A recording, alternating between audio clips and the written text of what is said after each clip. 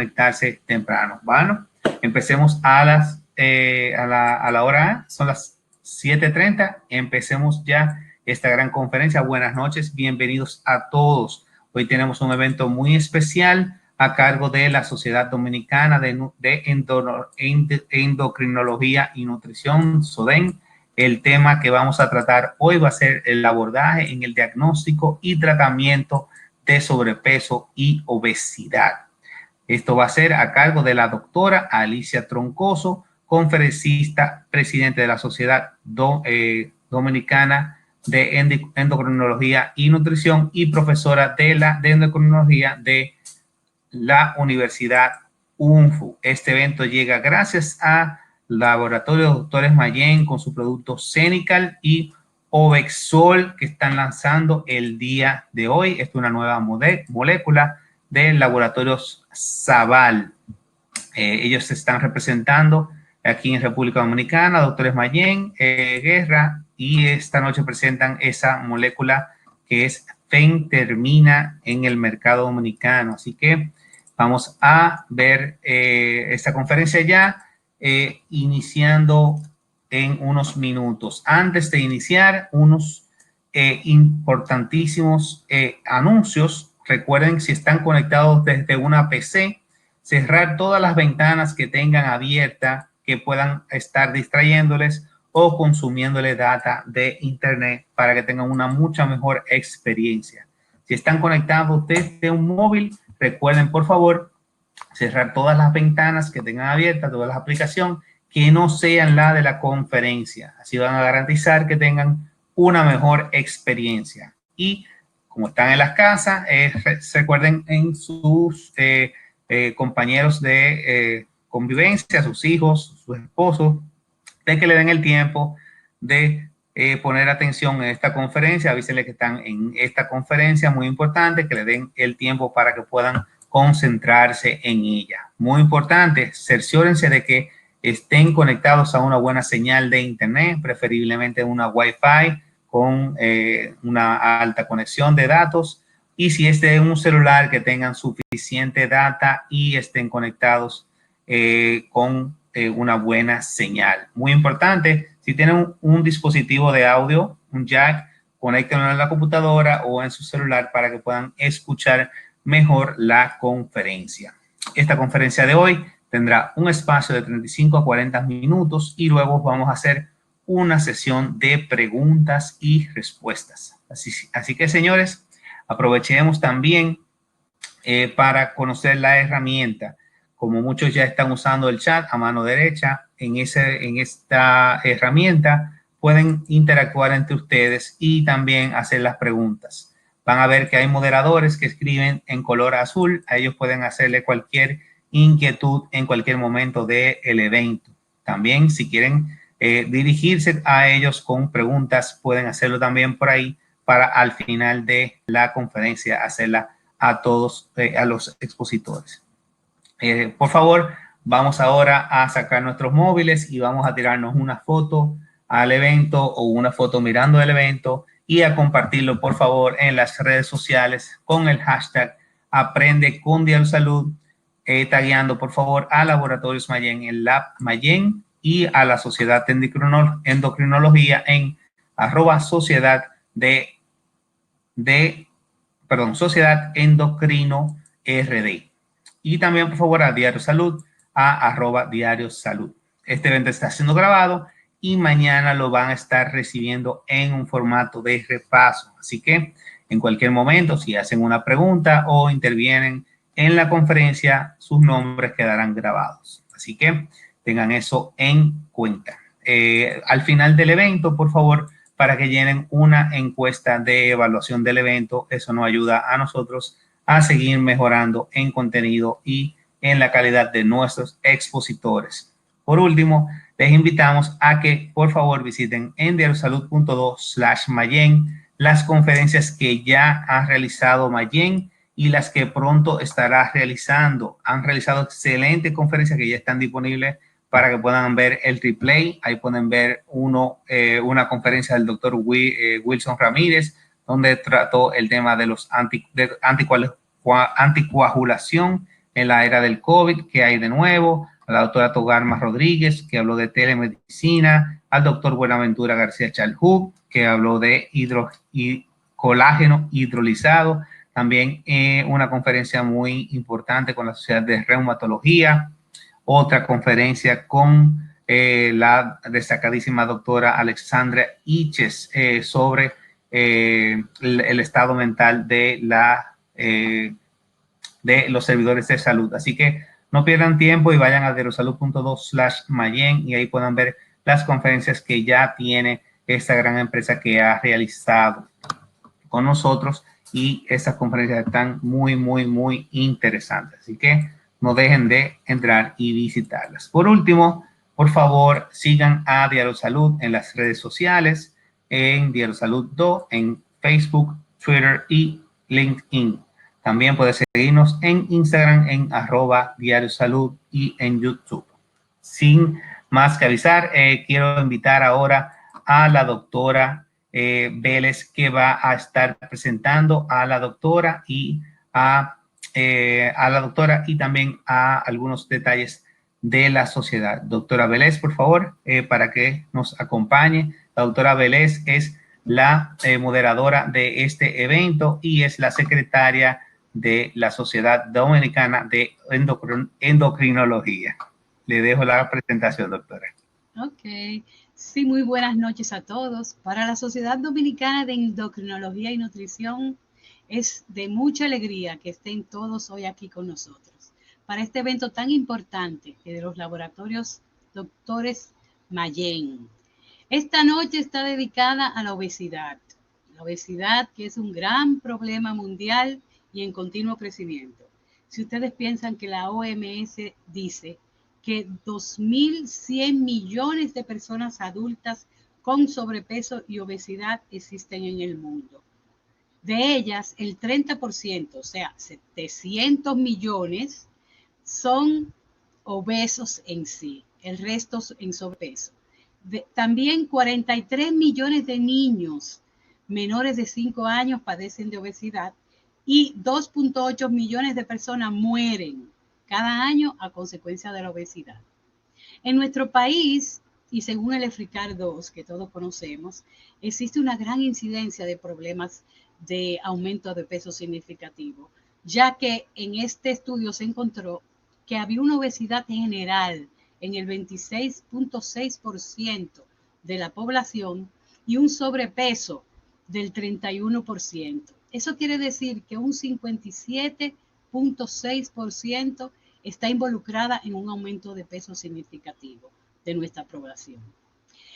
Otra cosa importante, que las perspectivas para el año 2020, o sea, para el año que cursamos, apuntan a que 6 de los países con mayor obesidad en el mundo serán latinoamericanos y nosotros estamos entre ellos. Es por eso que esta noche, esta actividad de los laboratorios Doctores Mayen es para el lanzamiento de unas herramientas para ayudarnos con el manejo de esta terrible enfermedad. Esta gran noche y esta gran conferencia magistralmente va a estar impartida por la doctora Alicia Troncoso, que aunque todos conocemos, voy a leerles un poquito de su currículum, porque veo que hay muchísimas personas, o sea que tal vez hay alguien que no la conozca. Ella es endocrinóloga, egresada del Hospital Francés de Buenos Aires, Argentina, profesora de práctica y teoría de endocrinología de la Universidad Nacional Pedro Enrique Sureña y de la Residencia de Endocrinología y Nutrición del Hospital Salvador B. Gautier. Es miembro directivo del Centro de Estudios Biometabólicos y Densitometría Ósea, CEBIOMET, desde 2001, técnica en sonografía de tiroides, punción biósea con aguja fina y densitometría ósea. Actualmente es la presidenta de la Sociedad Dominicana de Endocrinología y Nutrición, SODEN, para el periodo 2019-2021. La doctora nos hablará del abordaje diagnóstico y terapéutico de la obesidad. Y Alicia, te dejo el micrófono. Muchísimas gracias, Yané. Muy buenas noches a todos. y muchísimas gracias. Es un placer compartir con colegas, amigos de República Dominicana y de otras latitudes de Latinoamérica. Muchísimas gracias por compartir esta plataforma esta noche, este espacio. Y esta actividad es como parte de la educación médica continua que hacemos en la Sociedad Dominicana de Endocrinología y Nutrición, que hacemos semanalmente 2 o 3 conferencias parecidas a la que vamos a dar en estos momentos, para el continuum, o sea, el aprendizaje para la práctica clínica. Muchísimas gracias a los laboratorios Mayen por su gentil invitación.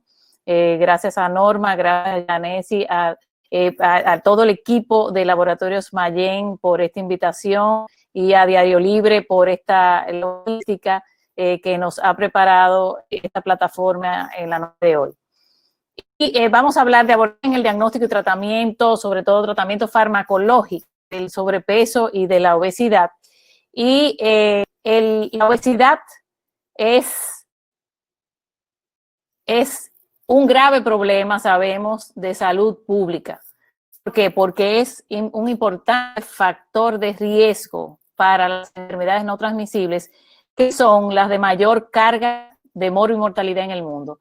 Como vemos aquí, 7 de las 10 principales causas de muerte de discapacidad son debidas a las enfermedades crónicas como cáncer y como diabetes, y la atención y el tratamiento de estas causas están muchas de ellas asociadas a obesidad. Y en todo el mundo, como dijo Janet, 2.8 millones de personas mueren en cada año como resultado de este sobrepeso y esta obesidad. Y las estadísticas, como bien habló Janet, sobre un estudio muy interesante que se realizó en el 2011 con amigos cardiólogos, amigos endocrinólogos, en una población de casi 5.000 dominicanos, donde evaluó varios factores de riesgo para enfermedad cardiovascular. Como vemos aquí, la obesidad en general obtuvo una frecuencia de 26.6%, con un 21.7% para hombres y 29% para las mujeres. 31% sobrepeso, como vemos aquí. Y de forma interesante, de 2 de cada 3 personas a quienes se le midió la cintura, la circunferencia cintura, tenían una obesidad visceral, o sea, casi 65% de los participantes, de los casi 5.000 personas, tenían obesidad visceral, que recordemos que es la obesidad, la adiposidad, lo que provoca un incremento en los factores de riesgo de enfermedad cardiovascular. Esta es una gráfica que nos muestra la evolución de la tasa de obesidad en 12 países de Latinoamérica en 31 años. Del 1985 al 2016 vemos que en hombres ha habido un incremento de la obesidad de un 16.7% para los dominicanos y hombres, y para las mujeres ha habido un incremento de un 20.3%. ¿Y esto a qué se debe? Esto se debe al mal hábito alimenticio, al aumento de las comidas chatarra, de los azúcares, de las grasas y también la reducción del gasto energético. Tenemos que evaluar todas estas consecuencias de la obesidad, todo lo que provoca esta obesidad, y tratar de evitar esta obesidad para evitar la aparición y o progresión de condiciones cardiovasculares y de condiciones que pueden producirle la muerte a las personas. Según la Organización Mundial de la Salud, la mitad de la población adulta global es sobrepeso, y para el 2025 se estima que el 18% de los hombres del mundo tendrán obesidad y 21% de las mujeres tendrán la obesidad. Y esto hay que disminuirlo, mejorando la calidad de alimentos, mejorando lo que es la educación en cuanto al cambio del estilo de vida, con una buena alimentación y una adecuada actividad física para evitar este aumento de peso. tenemos que esto es algo interesante que fue publicado hace varios años en relación a las ventas anuales per cápita de productos alimentarios y bebidas ultraprocesadas en varios países de Latinoamérica, la tendencia, el efecto sobre la obesidad e implicaciones para las políticas de salud. Fijémonos que República Dominicana está dentro de países donde ha tenido un incremento de ventas de las bebidas, los alimentos ultraprocesados y, consecuencia de esto, un incremento en el índice de masa corporal. Y es importante recalcar que en relación a esto y a otros múltiples estudios, nos dice la OPS del 2016 que la tasa de obesidad en Latinoamérica, en las Américas, es más del doble del promedio global. Es de alrededor del 26.8% frente al 12.9%, con una mayor prevalencia en mujeres, que es un 29.6%, que en los hombres.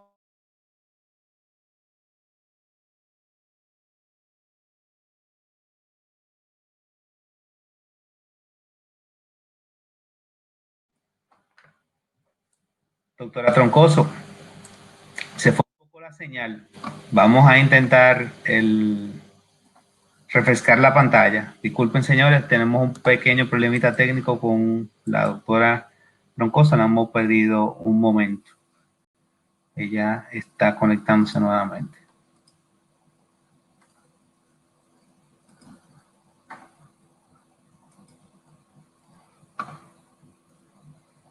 Sí. Doctora. ¿Estoy aquí? Sí, le escucho ahora. Puede seguir hablando. Okay. Repite la última parte del slide pasado, aquí. Ok, aquí pasa que lo de las comidas ultraprocesadas, tenemos que en República Dominicana no escapa a un incremento de la venta de estos alimentos ultraprocesados y que esta venta de alimentos ultraprocesados se relaciona con un incremento del índice de masa corporal. Y que la tasa de obesidad en las Américas es más del doble, o sea, nosotros en Latinoamérica tenemos el doble del promedio global de la obesidad, un 26.8% frente a 12.9%, con mayor prevalencia en las mujeres, como vemos aquí, que en los hombres. Y que esta asociación entre el aumento del índice de masa corporal y la es importante por la mortalidad, o sea, a mayor índice de masa corporal, mayor mortalidad debido a una enfermedad cardiovascular, y lo vemos aquí en este gráfico, donde tenemos las líneas discontinuas, que es esta línea discontinua es de la persona saludable, que tiene un índice de masa corporal entre 18.5 y menos de 25, cuando empieza a aumentar de peso. Esto aumenta rápidamente el riesgo de mortalidad. Si nos fijamos, un paciente que tiene un índice de masa corporal entre 30 y 35 aumenta 1.5, 1.7 veces el riesgo de morirse. Y la obesidad clase 2, o sea, que quiere más de 2, o sea, con un índice de masa corporal mayor de 35, vamos a explicar ahora cómo definimos la obesidad y el sobrepeso.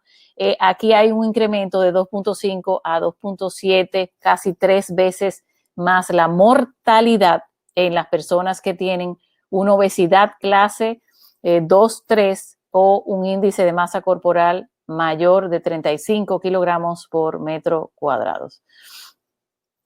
Aquí también se ve claramente cómo hay un incremento de la mortalidad con el incremento del índice de masa corporal. Esto según el Global Mortality Collaboration del 2016. Vemos esta gráfica cómo se incrementa notoriamente la mortalidad tanto en mujeres como en hombres al aumentar el índice de masa corporal.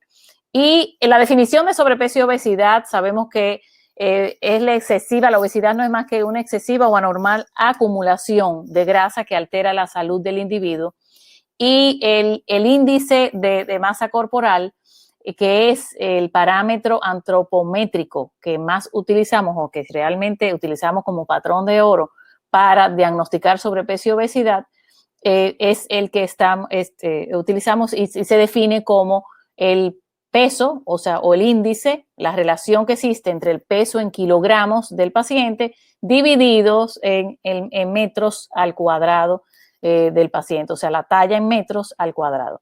Y como todos sabemos, los endocrinólogos que estamos aquí en la sala y médicos, la mayoría de los médicos sabemos que este índice de masa corporal se divide en bajo peso cuando tiene menos de 18.5, peso normal entre 18.5 y menos de 25, sobrepeso ya entre 25 y menos de 30, ya obesidad clase 1 cuando el paciente tiene un índice de masa corporal entre 30 y menos de 35, ya cuando el paciente tiene una clase 2, el paciente tiene ya entre 35 y 39.9 de índice de masa corporal, y una extrema obesidad o clase 3 es aquel paciente que tiene un índice de masa corporal mayor de 40.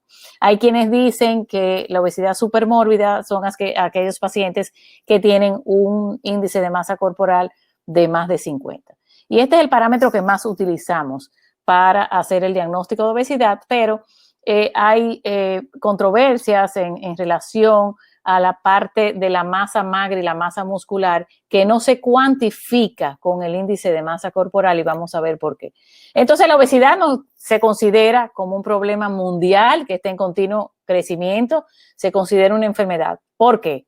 Porque tiene signos y síntomas. Los signos lo podemos ver con el índice de masa corporal, con la circunferencia cintura, los síntomas como la osteoartrosis, o sea, los dolores articulares, la apnea que puede ocasionar esto, los síntomas debido a enfermedad cardiovascular secundario a la obesidad.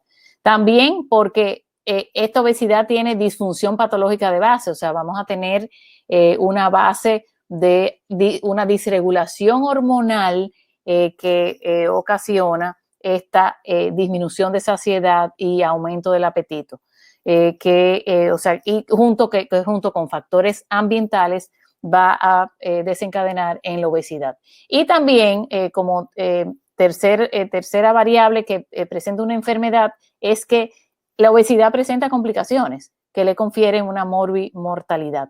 ¿Y cuáles son esas complicaciones? La podemos dividir en dos grandes grupos: complicaciones biomecánicas y complicaciones cardiovasculares. Las complicaciones biomecánicas son apnea obstructiva, síndrome de hipoventilación, asma, osteoartritis, incontinencia urinaria, reflujo gastrointestinal, inmovilidad y discapacidad. Y en relación con las complicaciones cardiometabólicas tenemos la prediabetes, el síndrome metabólico, la diabetes, dislipidemia, la enfermedad hepática grasa no alcohólica, la enfermedad cardiovascular, hipertensión arterial, otros síndromes como síndrome de ovario poliquístico, la infertilidad y el hipogonadismo. Tenemos entonces que, viéndolo más graficado, la prevalencia de las comorbilidades relacionadas a la obesidad generalmente incrementa con el aumento del índice de masa corporal. Lo vemos aquí como la enfermedad de las arterias coronarias se aumenta su prevalencia con el sobrepeso, con la obesidad, la dislipidemia también, la hipertensión, la diabetes 2, la enfermedad vesicular, la osteoartritis, la apnea del sueño y la enfermedad hepática grasa no alcohólica. Es importante decirles lo siguiente. Esto es un gráfico que nos muestra dos personas. Un hombre, un paciente masculino de 67 años de edad, que tiene un índice de masa corporal de 25 kilogramos por metro cuadrado y de grasa visceral medida por resonancia de 2.58 litros por metros cuadrados. No tengo que decirles que tiene adiposidad central. Sin embargo, entonces tenemos otro paciente, otra persona de 53 años de edad que tiene un índice de masa corporal en estadio en clase obesidad 1 de 30 kilogramos por metro cuadrado. Sin embargo, la grasa visceral es poca, o sea, tiene menos de 1 litro por metros cuadrados, y lo vemos también representado aquí en esta gráfica.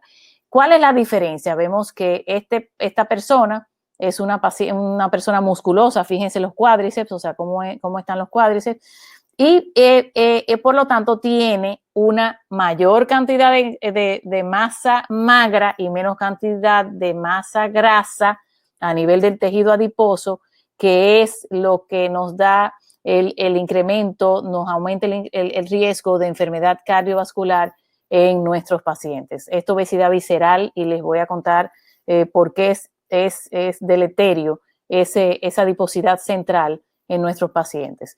Y por esa razón es que muchas veces es discutido la utilización del índice de masa corporal, porque este no discrimina entre la masa grasa y la masa magra y no hace diferencia en los patrones de composición corporal y la distribución de la grasa regional.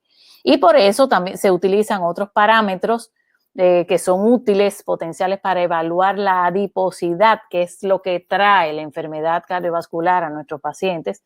No solamente entonces el índice de masa corporal, sino también la circunferencia cintura, que es un parámetro que tiene un valor predictivo, un mejor valor predictivo que el índice de masa corporal para evaluar el riesgo de enfermedad cardiovascular que tienen las personas. Fíjense que el uso clínico es fácil de hacer porque es una medida, es medir la cintura, la circunferencia cintura, específicamente en la persona. Es un subrogado de adiposidad visceral con 2 cruces, y es importante estos números. Según la IDF, en el 2005, cuando se hizo el papel, o sea, el trabajo que tiene que ver con el síndrome metabólico, con la definición de síndrome metabólico, la IDF pretendió definir la circunferencia cintura dependiendo de la etnia. Y a nosotros nos englobaron, o sea, los centroamericanos y del Caribe nos englobaron dentro, en la misma medición que los asiáticos, en cuanto a la circunferencia cintura, mayor de 90 centímetros en hombres y mayor de 80 centímetros en mujeres, es ya una circunferencia cintura elevada. Esto fue realizado en el 2005 por estudios que se hicieron en el mundo completo, en varias regiones del mundo. En el 2011, el doctor Pablo Ashner, amigo de nosotros, colombiano endocrinólogo, hizo un trabajo muy bonito con latinoamericanos, con colombianos, evaluando esta circunferencia cintura para ver, o sea, cuál era esta circunferencia cintura que nos indicaba obesidad visceral.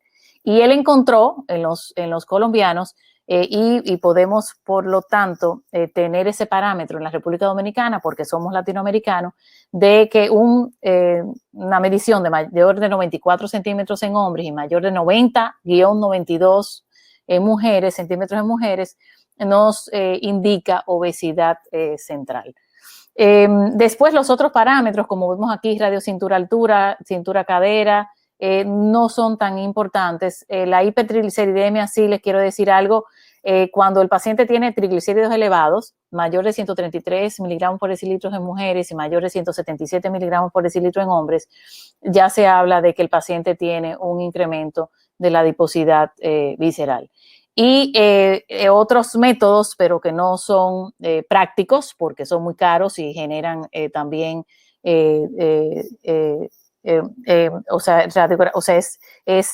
son métodos que realmente sirven, se pueden hacer cuando tú indicas, por ejemplo, una tomografía computarizada, una resonancia magnética, un DEXA, se pueden utilizar como subrogado, pero realmente no sirven de uso clínico rutinario, porque son costosos y por la radiación que emite. O sea que por lo tanto es importante también la medición de la circunferencia cintura a la hora de evaluar la adiposidad de este paciente. ¿Y por qué les digo que es tan importante este aumento de adiposidad, que lo podemos evaluar simplemente midiendo la circunferencia cintura? Porque este aumento de adiposidad aumenta la síntesis de adipoquinas. Esto aumenta los macrófagos del tejido adiposo y otras células inflamatorias, y promueve la liberación o la producción de citoquinas proinflamatorias que alteran la señal de la insulina y producen un incremento de la insulinoresistencia con hiperinsulinismo compensatorio, que junto con un defecto en la secreción de la insulina por la célula beta del páncreas va a desencadenar diabetes mellitus tipo 2. Por otro lado, el aumento de la adiposidad aumenta la producción de lípidos.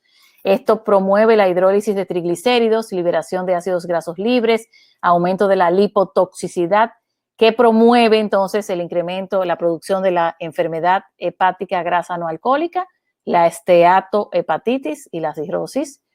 Y por otro lado, puede aumentar el riesgo de fallo cardíaco congestivo, accidentes cerebrovascular y enfermedad renal crónica. Otra de las consecuencias de este aumento de adiposidad es el aumento de la actividad del sistema nervioso simpático, con ello hipertensión pulmonar y sistémica, y esto desencadenaría enfermedad de las arterias coronarias y con ello directamente o indirectamente fallo cardíaco congestivo, accidente cerebrovascular y enfermedad renal crónica. Otra de las manifestaciones que produce el aumento de la adiposidad es el aumento de la actividad del sistema renina, angiotensina, aldosterona, que también produce hipertensión pulmonar y sistémica y conlleva esto a enfermedad de las arterias coronarias, a fallo cardíaco congestivo, accidente cerebrovascular y enfermedad renal crónica. Y el estrés mecánico se encarga de las alteraciones biomecánicas de la obesidad. Por la compresión renal podemos tener hipertensión pulmonar y o sistémica, podemos tener un incremento del tejido blando faríngeo y con ello apnea obstructiva de sueño.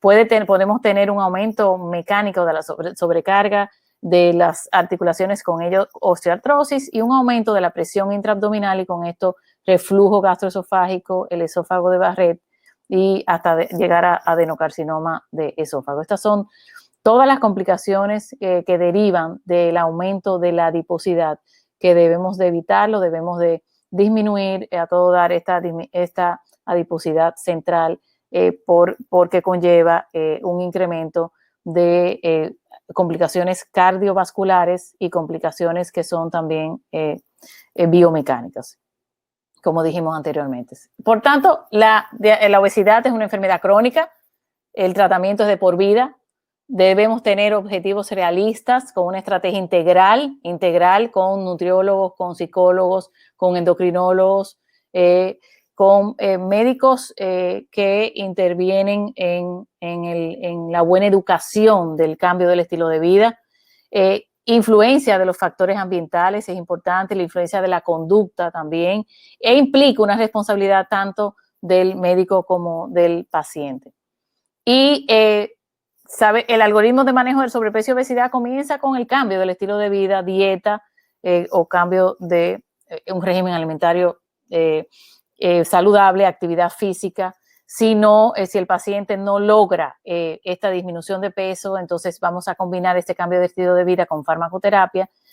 Si no logra y tiene un índice de masa corporal ya en la que se permite realizar la cirugía metabólica, se realiza la cirugía metabólica, y también podemos tener las combinaciones de entre farmacoterapia, cirugías, cambio del estilo de vida y actividad física para el beneficio del paciente. El manejo integral entonces de la obesidad, vemos aquí cambio en el estilo de vida, cambio en dieta, actividad física y modificaciones en el comportamiento. Si el paciente tiene ya un índice de masa corporal mayor de 25, dijimos que es sobrepeso, ¿verdad? 25, entre 25 y menos de 30.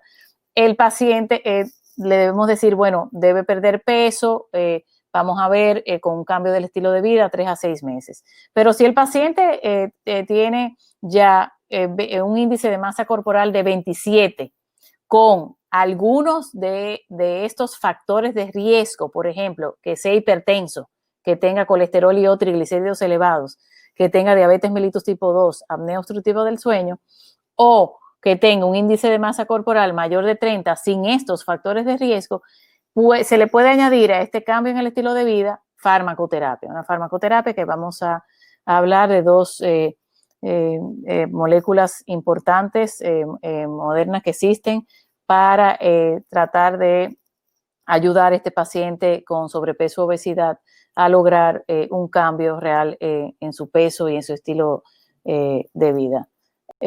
Y cuando el paciente ya tiene un índice de masa corporal de más de 35 con factores de riesgo, como son los que vimos arriba, hipertensión, dislipidemia, diabetes y apnea obstructiva del sueño, o mayor de 40 sin factores de riesgo, también podemos hacer seguirlo y darle como tratamiento la cirugía bariátrica, que se puede utilizar en este tipo, los pacientes. En cuanto a la intervención del estilo de vida, todos sabemos que debe tener el paciente un régimen alimenticio saludable. Hay quienes hablan de dietas en bajas calorías de 1.200 a 1.500 al día a mujeres y de 1.500 a 1.800 por día a hombres.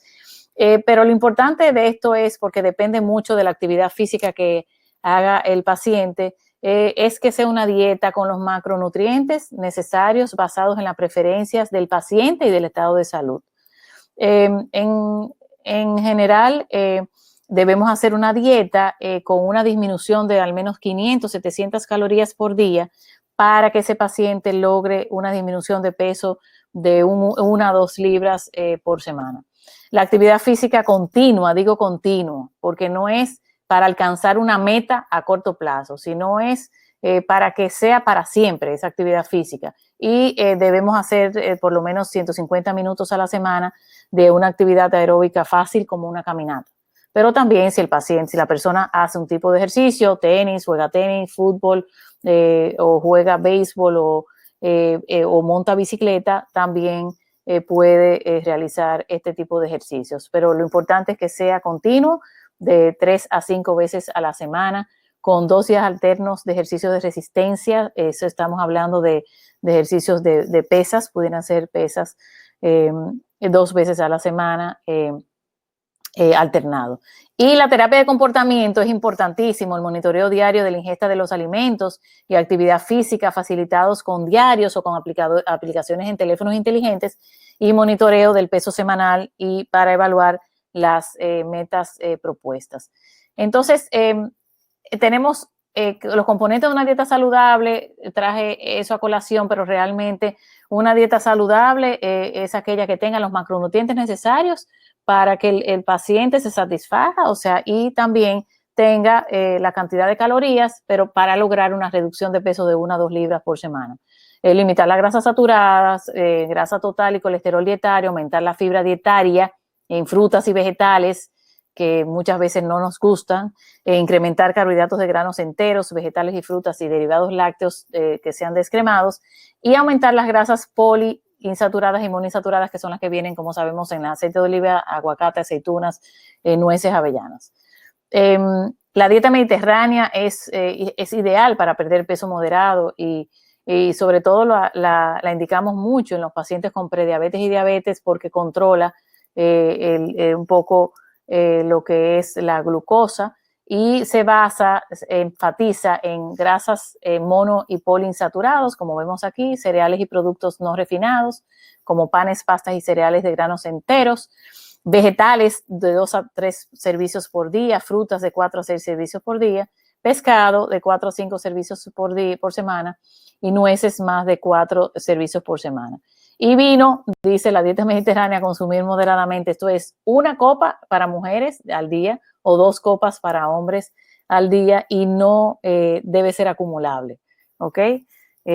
O sea que es 1 para mujeres y 2 para los hombres de las copas, no una copa llena, sino el servicio de copa normal de las copas de vino. Entonces, otras dietas, por ejemplo, no son tan efectivas.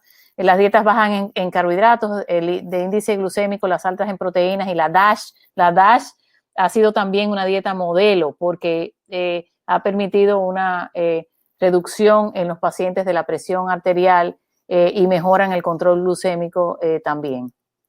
Pero parece ser que la dieta mediterránea en ese sentido es mejor que la dieta DASH. Son buenas las dos. Restricción moderada de carbohidratos no ha reportado ningún beneficio. Dietas bajas en carbohidratos con menos de 26% de energía total produce sustanciales reducciones de hemoglobinas glucosiladas a los 3 meses, pero con efectos decrecientes hacia los 2 y 24 meses. Y los patrones de alimentación vegetarianos han mostrado que bajan la hemoglobina glucosilada, que es un patrón, un parámetro de control, como sabemos, de la glucemia, pero no la glucosa en ayunas en comparación con los no vegetarianos. Traigo a colación este metaanálisis, o sea, con muchísimos estudios donde comparan dietas bajas en grasas. Aquí está muy chiquito, pero dietas bajas en grasas o dietas bajas en carbohidratos. Y aparentemente las dietas bajas en grasa son las que mejoran realmente disminuyen de peso de forma más constante que una simple dieta baja en carbohidratos. Entonces, para pasar entonces a los medicamentos, o sea, a quienes le podemos prescribir los medicamentos antiobesidad, la mayoría de las guías de la Asociación Americana del Corazón, de la Sociedad de Obesidad, de la Endocrine Society, de la Asociación Americana de Endocrinólogos Clínicos, de la Asociación Latinoamericana de Diabetes, se necesitan medicamentos a quienes luchan por alcanzar las metas de peso, a quienes tienen índice de masa corporal mayor de 30, a quienes tienen índice de masa corporal mayor de 27 kilogramos por metro cuadrado, con comorbilidades, y a quienes tienen necesidad de bajar de peso por razones de salud. O sea, aquellas personas que ya tienen dolores articulares, osteoarticulares, prediabetes, también enfermedad hepática, grasa no alcohólica, u otras condiciones como también hipertensión arterial y, por qué no, también diabetes mellitus tipo 2. Estas son las guías de la Asociación Americana de Endocrinólogos Clínicos para el cuidado del paciente que tiene sobrepeso o obesidad, para evitar la progresión del paciente que está en prediabetes a diabetes, o para prevenir que este paciente con diabetes aumente de peso. Entonces, ¿cuál es este modelo que utilizan ellos para el cuidado de estos pacientes en sobrepeso o obesidad? Está basado en un modelo céntrico de complicaciones. O sea, debemos evaluar primero al paciente si tiene complicaciones cardiometabólicas, si tiene complicaciones biomecánicas, y de acuerdo a esto, entonces empezar un cambio en el estilo de vida, pero si el paciente tiene un índice de masa corporal de más de 27 kilogramos por metro cuadrado, dicen estas guías que debemos individualizar este cuidado seleccionado con uno de los siguientes medicamentos, que son hasta ahora 8 medicamentos aprobados por FDA, medicamentos antiobesidad, basados en la eficacia, en la seguridad y en el perfil clínico del paciente. Estos medicamentos incluyen la fentermina, el Orlistat, la locarcerina, la combinación de fentermina con topiramato, naltrexona con bupropión y la liraglutida en 3 miligramos. En estos momentos, entonces, vamos a hablar de 2 medicamentos que son importantes y coadyuvantes para este cambio del estilo de vida en nuestros pacientes con sobrepeso o obesidad. ¿Y cómo actúan en general los medicamentos antiobesidad? Los medicamentos antiobesidad actúan a nivel del sistema nervioso central y también a nivel de los sistemas periféricos. Y van a actuar en vías centrales envueltas en la regulación del peso corporal, mejorando la saciedad y disminuyendo el apetito. Trabajan primariamente en el núcleo arcuato, estimulando las neuronas de la propiomelanocortina, induciendo saciedad.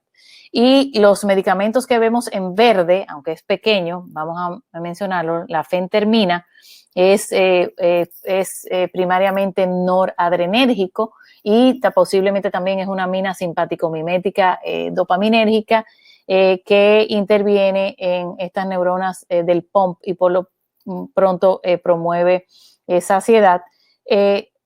Otros medicamentos como la locarcerina trabaja a nivel de la serotonina, de los receptores de la serotonina. También tenemos el bupropión, que inhibe la recaptación de norepinefrina y de dopamina, y también actúa a nivel de las neuronas de la propia melanocortina, estimulando la alfa-melanocito estimulante, promoviendo la saciedad. El topiramato es un medicamento que trabaja a nivel del GABA, suprimiendo el apetito, y lo podemos tener combinado con la fentermina. Por otro lado, el bupropión puede ser combinado también con la naltrexona, que es un antagonista de los opiáceos que potencializa el efecto del bupropión en cuanto a la saciedad. Y todos estos medicamentos, si producimos un incremento de la saciedad con una supresión del apetito, entonces vamos a tener una menor ingesta energética y por lo tanto va el paciente a bajar de peso. En cuanto a los sistemas periféricos, ¿qué medicamentos tenemos? Tenemos la liraglutide, aparte de ser un agonista del receptor de glucagon like peptide 1, también tiene un efecto central a nivel de las neuronas de la propia melanocortina, induciendo saciedad. En general, lo producen los agonistas del receptor de GLP-1 y los inhibidores de la lipasa, como el orlistat, inhiben las lipasas gástricas y lipasas pancreáticas, produciendo una disminución de la absorción de la grasa dietaria y por lo tanto vamos a tener con este medicamento pérdida energética. Los inhibidores de SGLT2 o del cotransportador sodio-glucosa 2 son medicamentos que son antidiabéticos orales que producen una glucosuria, por lo tanto produce una pérdida energética por la glucosuria porque a nivel renal. Entonces, pero este es un medicamento que está aprobado para el paciente que tiene diabetes con o sin enfermedad cardiovascular.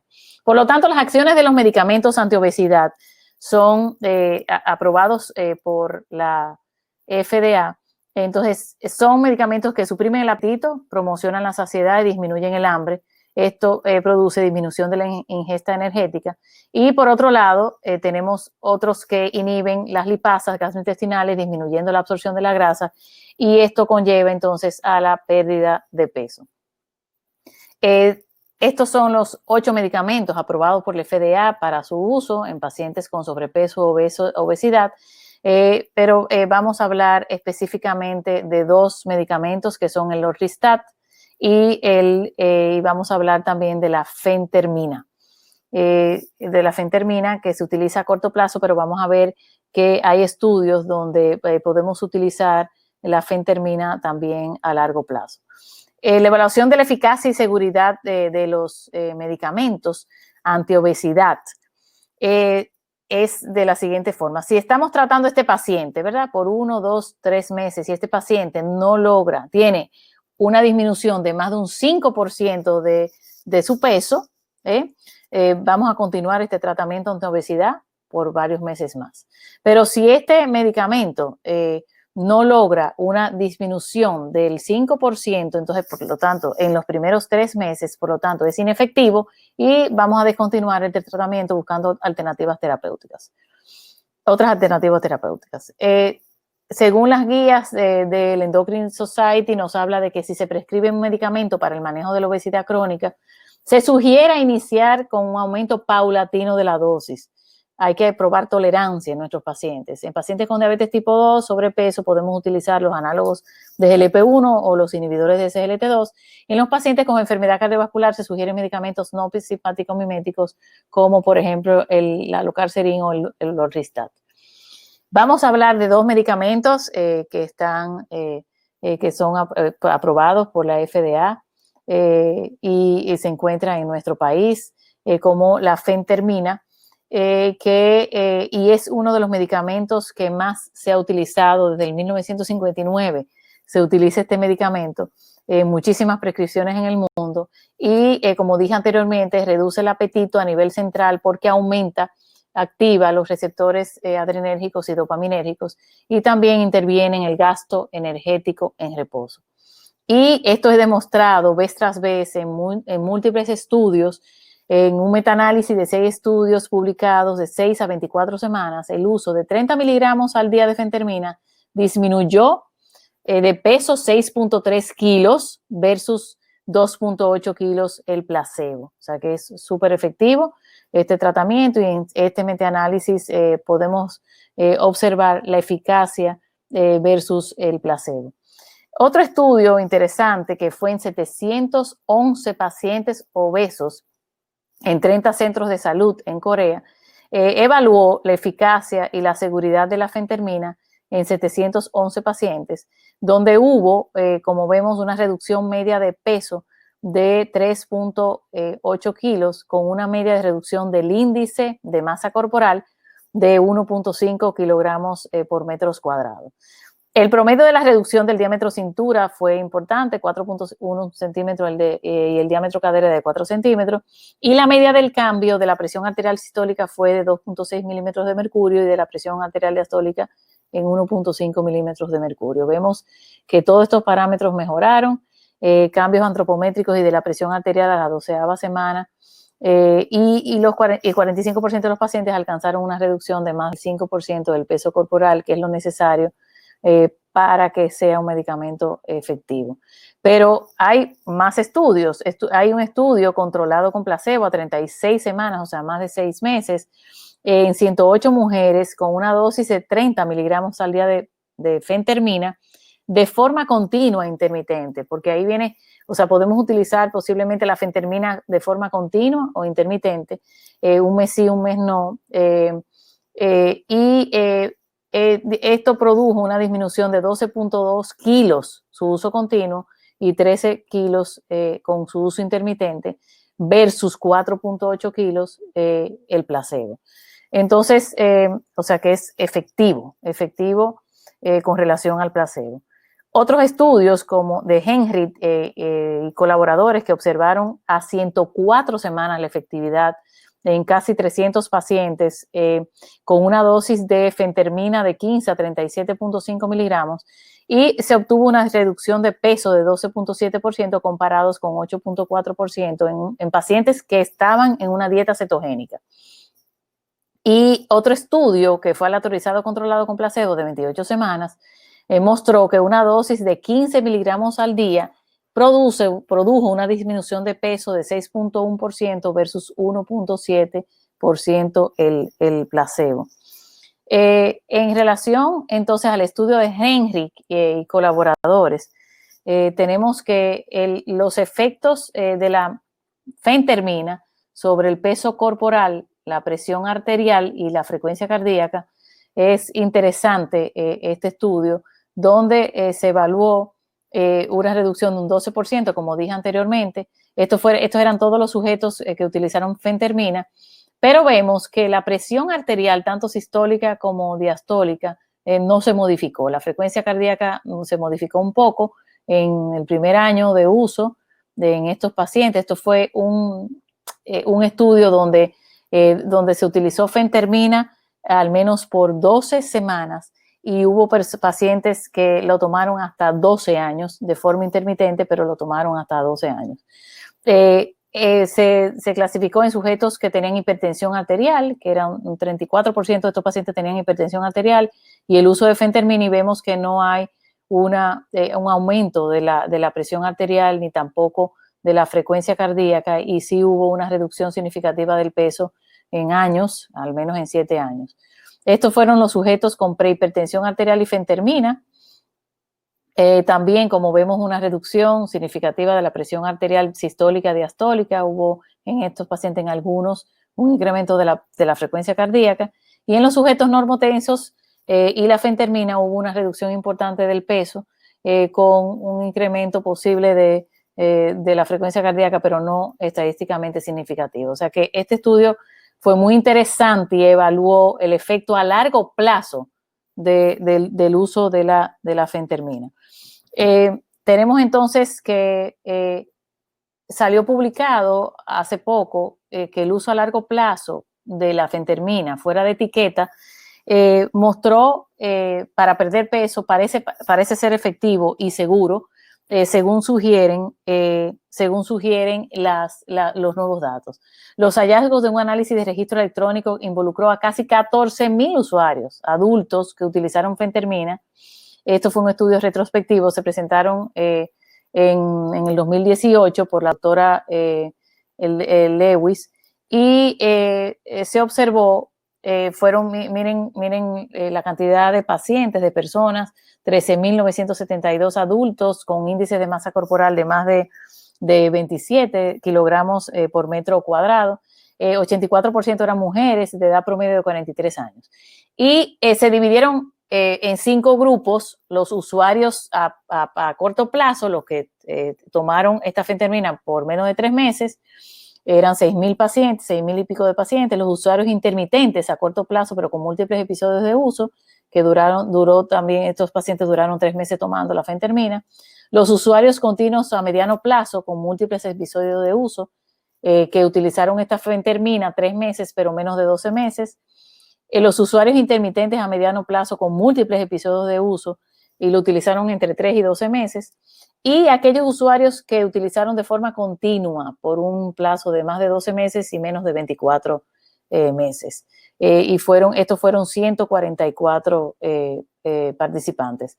¿Y qué se observó? Que hubo una reducción de pesas significativamente mayor con los que estuvieron tomando estos medicamentos de forma continua o intermitente y de los que obviamente estuvieron tomando el medicamento por más tiempo.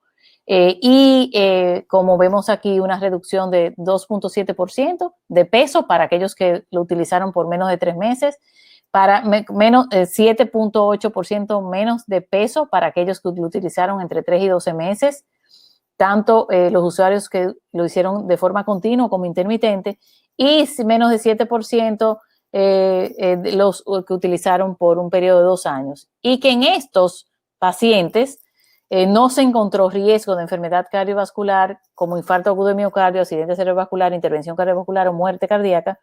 A los 2 años de uso solamente fue un 0.3% que no fue aparentemente significativo.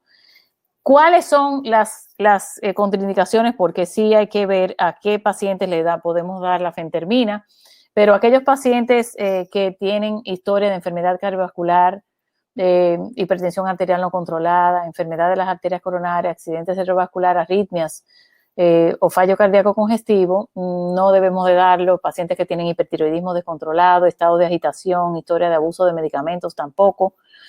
Aquellos pacientes que están tomando inhibidores de la monoaminoxidasa, que tienen glaucoma, que tienen aterosclerosis e hipertensión arterial moderada severa sin control y embarazo y lactancia, no se debe utilizar la fentermina. Los efectos secundarios de este medicamento es boca seca, constipación, insomnio, y no hay evidencia de que esta fentermina sola produzca enfermedad cardíaca valvular como lo producen otros medicamentos. Hasta aquí entonces damos el buen visto, o sea, de que la fentermina es un medicamento excelente que se puede utilizar coadyuvante conjunto con un cambio de intervención del estilo de vida, ejercicios y dieta. El Orlistat, por otro lado, que trabaja a nivel del sistema periférico, es un derivado hidrogenado sintético, inhibidor de la lipasa endógena. Y cuando nosotros comemos, ¿verdad?, grasa, lo que pasa normalmente es que esta grasa es hidrolizada por las lipasas pancreáticas y gástricas, se convierten en ácidos grasos libres y monoglicéridos, y esto es absorbido por el endotelio intestinal. El Orlistat lo que hace es que inactiva a estas lipasas gástricas y pancreáticas, entonces por lo tanto es incapaz de hidrolizar esta grasa dietaria y se disminuye esta absorción de esta grasa de al menos 30% de la grasa de la dieta, y por lo tanto entonces reducimos las calorías absorbidas, y esto se excreta por la materia fecal.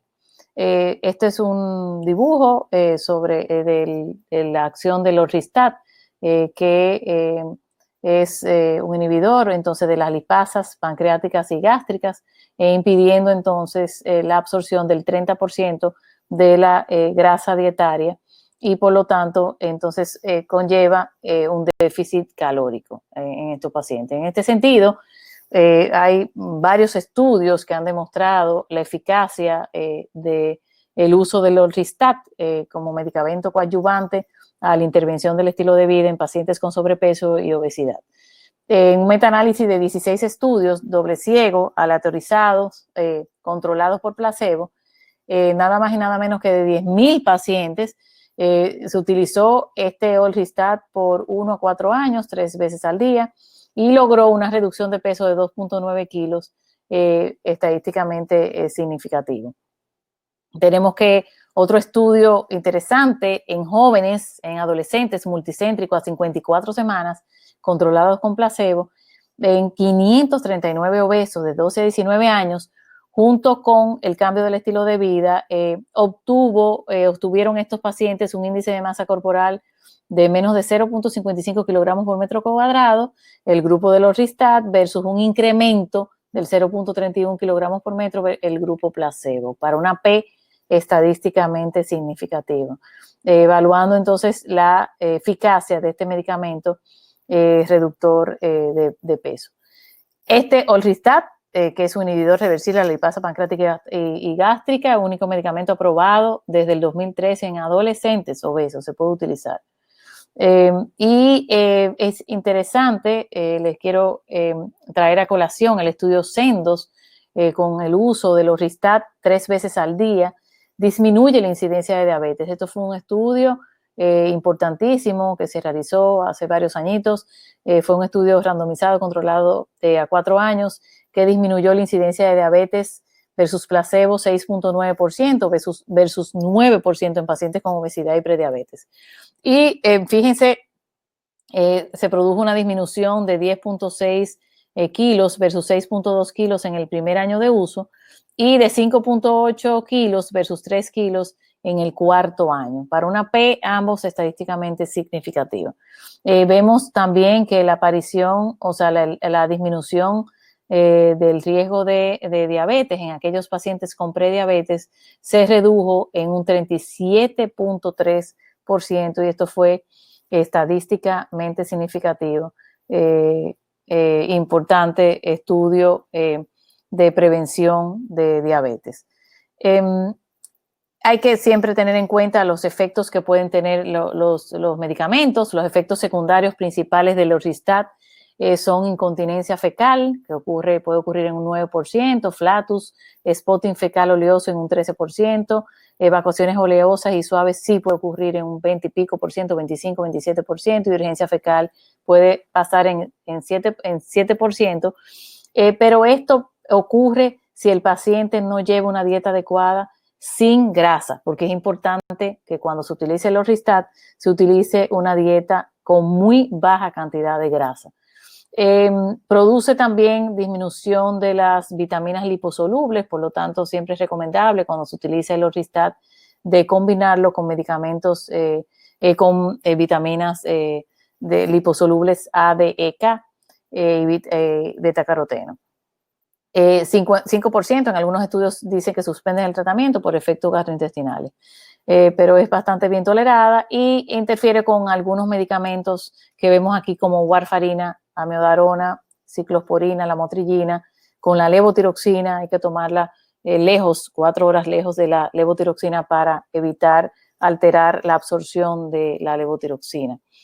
Y la FDA aprobó hace poco incluir en el inserto una nueva información sobre unos casitos que hubo ahí de fallo hepático agudo, pero fueron pocos casos de necrosis hepatocelular.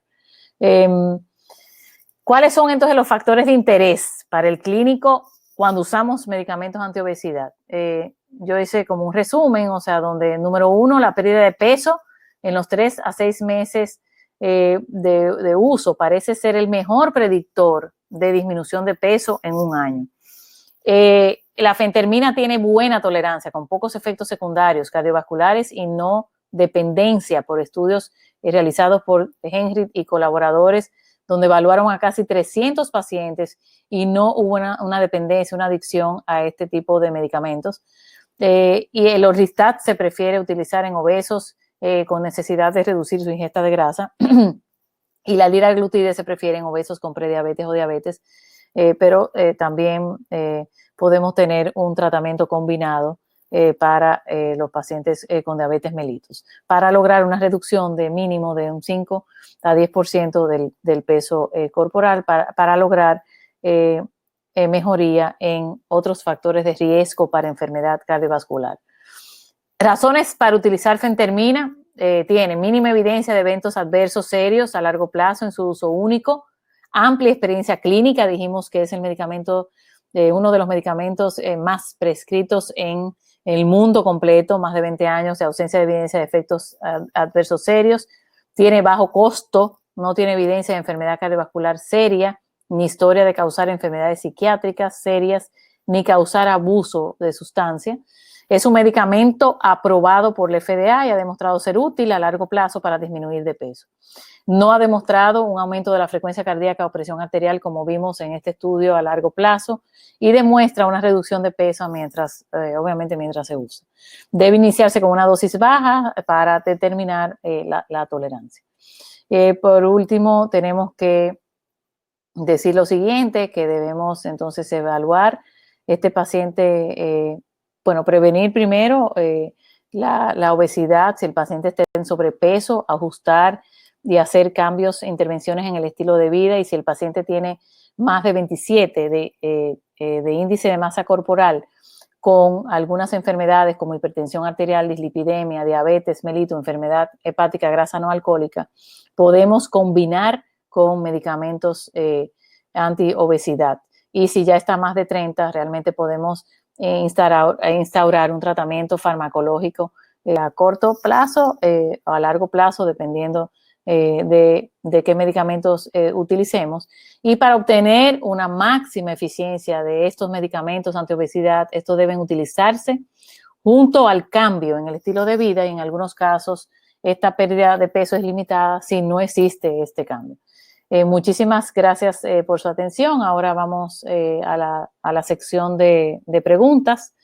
Muchísimas gracias por la gentileza de su atención. En este momento paso con Janet. Bueno, yo creo que debemos darle las gracias a la doctora y un aplausito virtual. Gracias. Gracias, Janet. Alicia, ¿tienen preguntas? Por pila? Esto va a haber que elegir porque son muchas, habría que amanecer haciendo preguntas. Okay.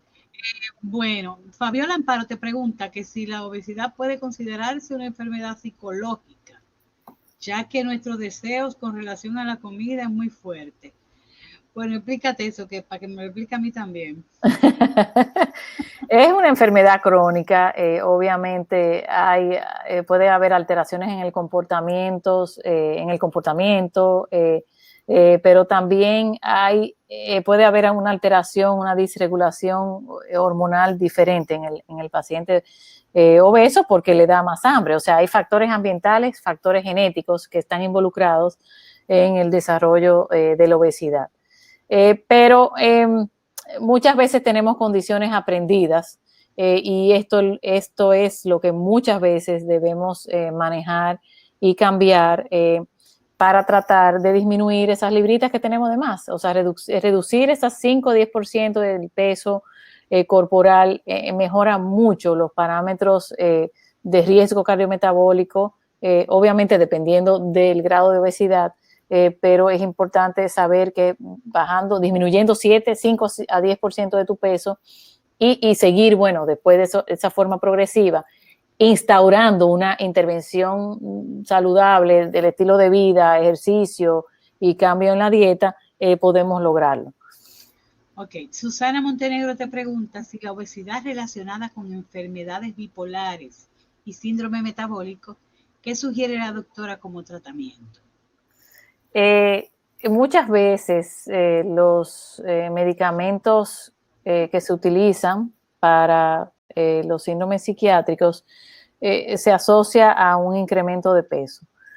Pero eso no quita de que tú puedes cambiar y hacer una intervención del estilo de vida. O sea, hay muchísimos estudios que han demostrado evidencia de mejoría de parámetros de riesgo cardiometabólico, porque eso es lo que queremos evitar en nuestros pacientes, aún tomando medicamentos antipsicóticos en este sentido. O sea que para mí es fundamental, creo, y se lo digo mucho a los pacientes, el hecho de hacer un cambio en la intervención del estilo de vida en cuanto a una dieta saludable, porque hay muchas dietas, o sea, podemos hacerla, y ejercicio, la actividad física. La actividad física mejora también la conducta alimenticia muchísimas veces, pero por eso dije que necesitamos tener un team multidisciplinario con psicólogos, con psiquiatras, con nutriólogos, endocrinólogos, diabetólogos y todo el que se entrena para esta enfermedad.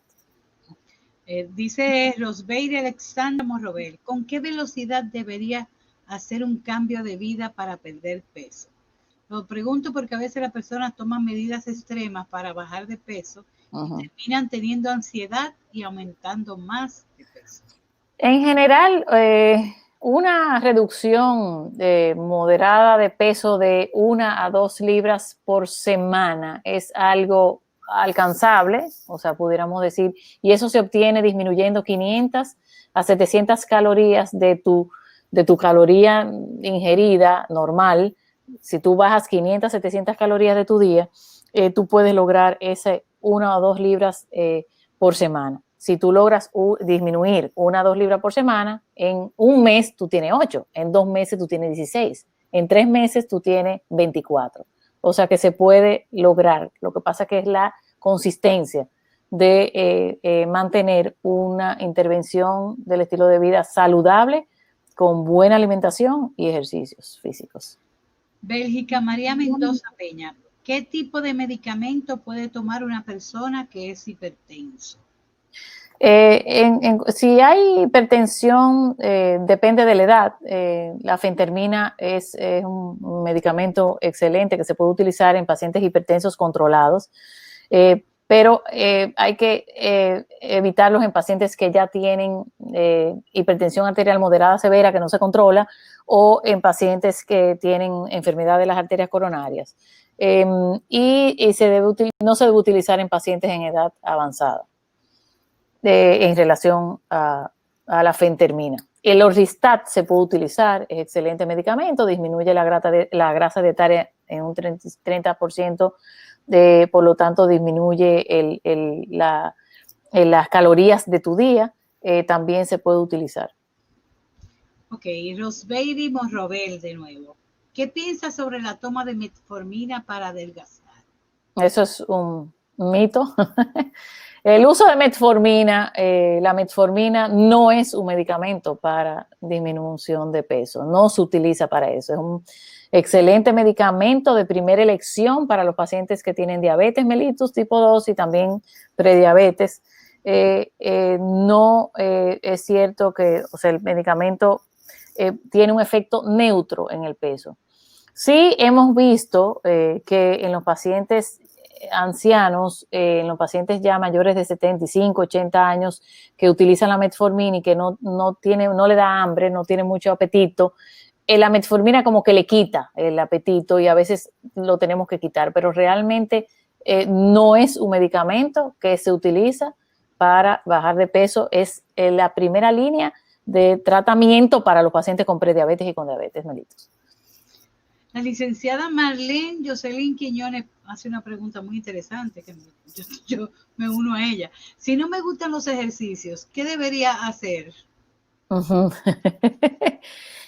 Bueno, lo que pasa es que realmente si lo que quieres es bajar de peso, sabemos que con una dieta balanceada, con los macronutrientes que son necesarios, o sea, carbohidratos, grasas y proteínas, uno baja de peso. O sea, normalmente, o sea, la dieta puede ser efectiva, pero el mantenimiento de esa disminución de peso que se obtuvo con el régimen alimenticio, lo vamos a obtener haciendo poco ejercicio.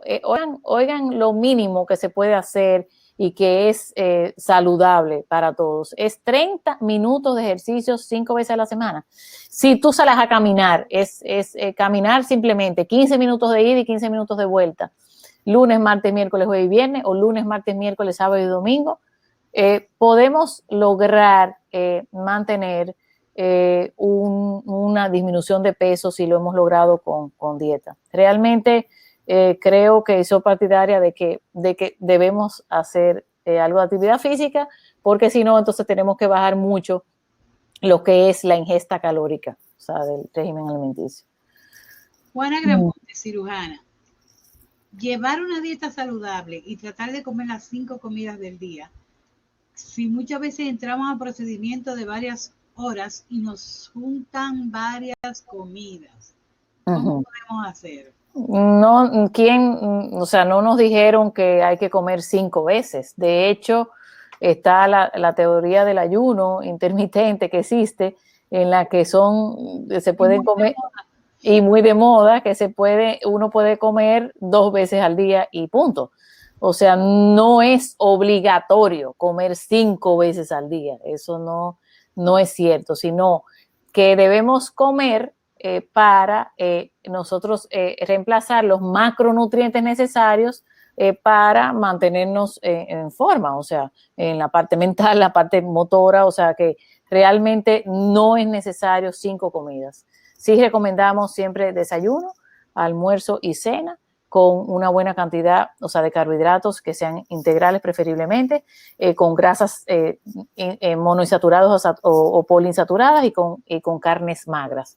2 a 3 veces preferimos pescados o mariscos que tienen grasa también saludable, monoinsaturada, pero realmente no se requiere 5 comidas, ¿no es cierto?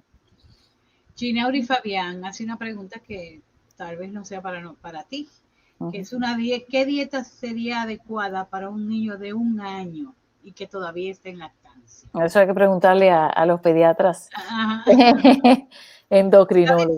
La pregunta, porque, bueno, ¿qué medida tomar ante un diabético tipo 1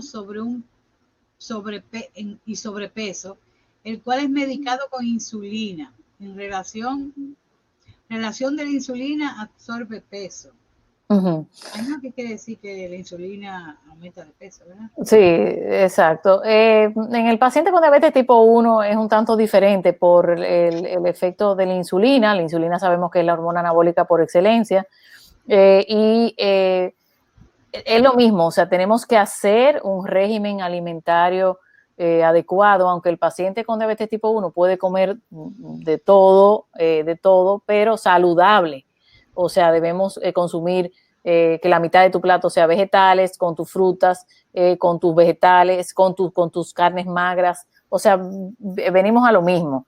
O sea, hay que hacer una intervención del estilo de vida junto con actividad física, y eso se puede lograr en el paciente que también se pone insulina. O sea, eso realmente lo que sí es importante es que sí, en este paciente a veces es necesario las meriendas por el efecto de la vida media de la insulina y del pico de las insulinas. Sí es importante los snacks, las meriendas, pero que sean saludables, tipo frutas o yogur con poca grasa. Anabel Lidiano, ¿cuál sería el mejor tratamiento farmacológico y no farmacológico para una persona que rompe fácilmente la dieta y vuelve a engordar más? Sí, necesitamos un tratamiento multidisciplinario para ver si se pueden lograr las metas, pero el uso de la fentermina en dosis podemos comenzar con 15.5, o sea, con 18.5 miligramos, comenzar esa cápsula con o sin comidas y poder ir aumentándola hasta 37.5 miligramos. Podríamos utilizarla en forma discontinua y ir evaluando esta reducción de peso, pero siempre junto con cambio en el estilo de vida, o sea, siempre debe ser así. Rosagni Mercedes Tejada, ¿qué se recomienda a un paciente con hígado graso grado 2, producto de la obesidad? Sí.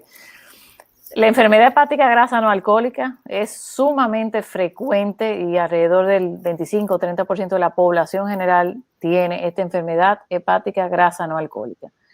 Y se asocia a eso, a comidas chatarra, o sea, a todas estas comidas llenas de grasa, llenas de azúcares. Por lo tanto, la primera intervención para este paciente que tiene esta enfermedad hepática grasa no alcohólica diagnosticada por diferentes métodos, como por ejemplo el FibroScan, que lo tenemos en República Dominicana, y con otros métodos de cuantificación interesantes, o sea, de índices, con las transaminasas, lo principal es eso, o sea, es cambio del estilo de vida con ejercicios y una dieta saludable. Definitivamente con eso mejoramos. Hay tratamiento farmacológico también, como el uso de pioglitazona, el uso de vitamina E, pero todo debe ser prescrito obviamente por su médico de cabecera, por su endocrinólogo.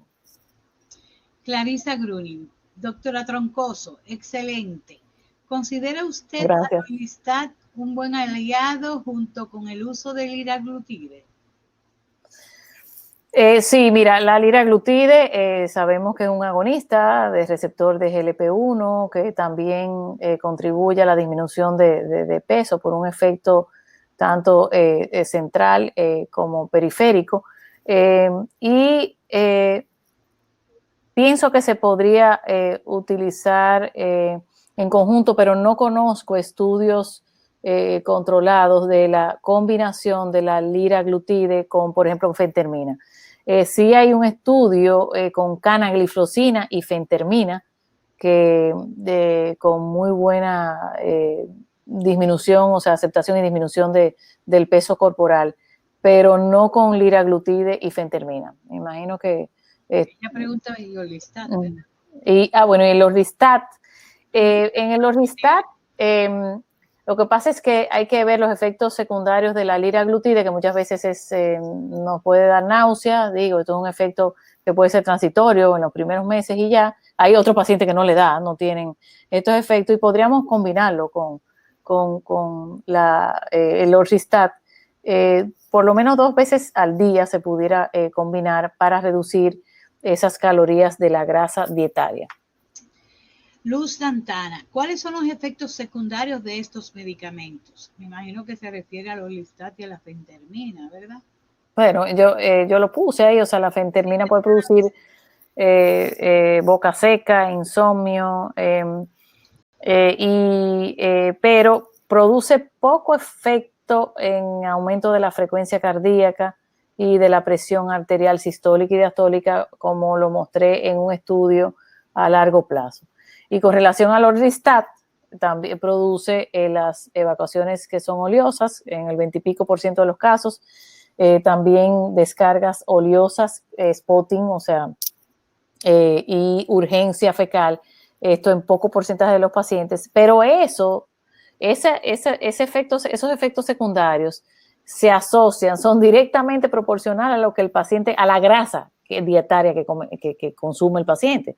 El paciente se le debe de decir que en el momento que tome el Orlistat no debe consumir grasa dietaria, por lo menos visible, incluyendo, o sea, grasas que son buenas, porque asimismo eso se va a eliminar por la materia fecal. Sí, otra pregunta de Victosa y Esbel, que pienso que es Orlistat, de otra marca. ¿Considera usted el uso de fentermina u Orlistat como grandes aliados en pacientes con liraglutide? Es más o menos la misma pregunta. Uh-huh. ¿La fentermina puede usarla cualquier persona?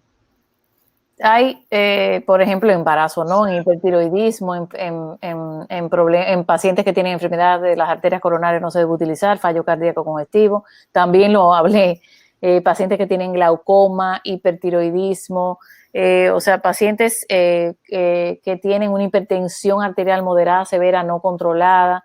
Son pacientes que debemos evitar el uso de fentermina y en pacientes también de edad muy avanzada. Sí, que Uh-huh. Carmen Bueno, ¿cómo contrarrestar los efectos adversos de la falta de sueño producidos por el uso de la fentermina?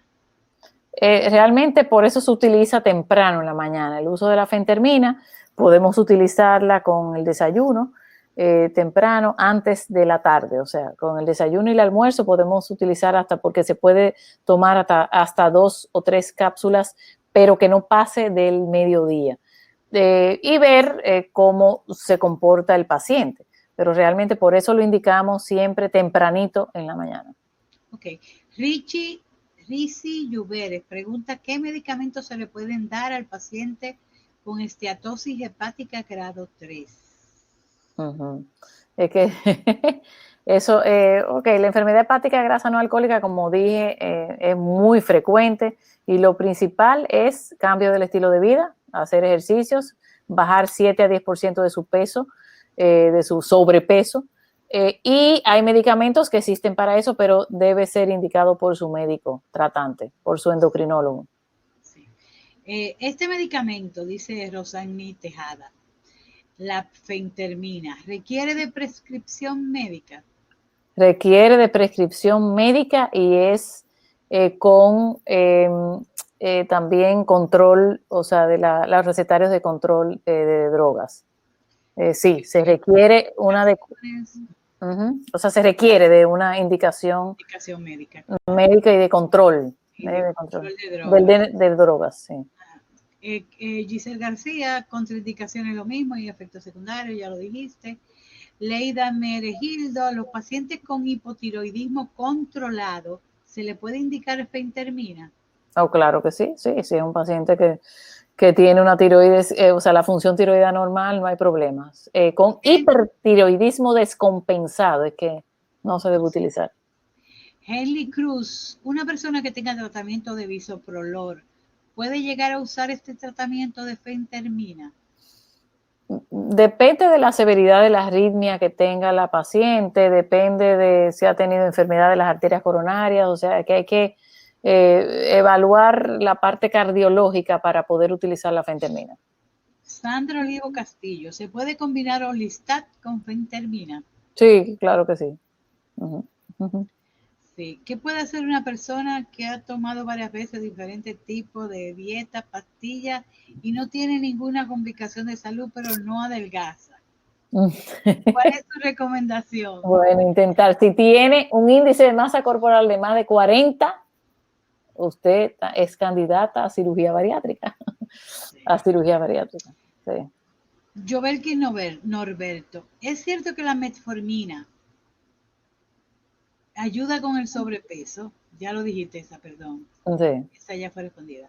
Eva Nicole González, ella pone metformina, por supuesto. Eva Nicole González, ¿puedo indicar un Orlistat en un paciente con falla renal y o diabético? En falla renal, es que son pacientes delicados. Se excreta. ¿Diabético? El Orlistat se excreta por vía renal, no hay que tener cuidado en pacientes que tienen falla renal, no está indicado. No. ¿Y en el diabético? En el diabético sí, si tiene función renal bien y tú lo que quieres decir, reducción de algunos kilitos ahí, sí, se puede, claro que sí. Yulay Alcántara Rivera, ¿cómo funciona el Orlistat en dietas bajas en grasas? Si su principal mecanismo de acción es el de no absorción de las grasas. Todos los alimentos, muchos de los alimentos que consumimos tienen grasa intrínseca, no se ve. Por ejemplo, un filete, una carne de vaca, tiene su grasa intrínseca. Esa grasa que no se ve también es hidrolizada, ¿verdad? Y es absorbida en el sistema, en el intestino. Entonces, esa grasa también es bloqueada, no se hidroliza y entonces se va por la materia fecal. También la grasa, por ejemplo, el aceite de oliva. O sea, las grasas que son buenas, pero son grasas monoinsaturadas en el aguacate, en las nueces, en las avellanas. O sea, esas son grasas que son buenas, pero que también se hidrolizan. Y este medicamento inhibe esta hidrólisis de estos para convertirse en ácido graso libre y ser absorbido y se liberan se excretan por la materia fecal. Yaleni Bodré, ya quedan poquitas, ya quedan 3. ¿Qué pasa con las personas que padecen de síndrome de ovario poliquístico y tienen obesidad? ¿Qué fármaco es recomendable? Bueno, hay muchísimos fármacos recomendables para el síndrome de ovario poliquístico. Eso debe consultarlo con su endocrinólogo y su ginecólogo. Pero lo importante también, si es una paciente que está en sobrepeso o obesidad, es importante el cambio, la intervención del estilo de vida y el ejercicio. Silvano Rodríguez, ¿tiene algún valor la medición de la circunferencia? Miguel, ¿no está votando? ¿Algún valor de la medición de la circunferencia abdominal en pacientes previamente sometidos abdominoplastia y lipectomía. Wow, buena pregunta. ¿Es una medida real? No es una medida real, exactamente, no es una medida real. Muy buena pregunta. Geishi Pérez Carvajal, yo quiero saber sobre la metformina otra vez. ¿Usted la recomienda para bajar de peso y disminuir el apetito? 3 veces la pregunta. Exacto, no es un medicamento para reducir de peso, es un medicamento que tiene un efecto neutro, ¿ok? O sea que, y es de primera línea para los pacientes con diabetes, pero es un anti-hiperglucemiante, o sea, la metformina es de primera elección para los pacientes con diabetes o con prediabetes. Marisela Soto, en caso de hipotiroidismo, ¿es inevitable el sobrepeso? El hipotiroidismo, lo primero es que no es una causa ni de sobrepeso ni de obesidad. ¿Verdad, Yané? Así mismo. No es una causa de sobrepeso. No es una causa. Y mucho menos cuando ya se trata con y ya está sustituida con las hormonas tiroideas. O sea que hay que ver la ingesta calórica y el gasto energético de esa persona. Sí. Luz Mercedes Santana, Miguel, que Miguel ya está como mirándonos serio. Luz Mercedes Santana, en los niños con una obesidad descontrolada, ¿qué medicamento recomienda? Llamar a Wilsa Méndez. Exacto. Una promoción gratis. Una endocrinóloga pediatra o una nutrióloga está a su disposición para atenderlos. Ya tenemos, ok. Entonces, yo creo que ya terminamos, doctora. Le damos muchísimas gracias. Gracias. Gracias a ustedes. Las preguntas respondidas y una gran y excelente conferencia.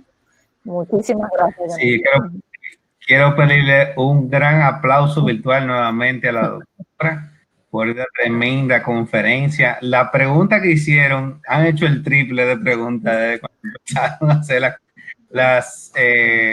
las primeras preguntas. Lo que yo les sugiero es que, bueno, tenemos la plataforma de Derosalud en el Facebook, tenemos varios grupos que hemos realizado para dar seguimiento a este tipo de conferencias. Si se animan, podemos hacer un espacio allá para que puedan seguir con el debate, que son muy importantes.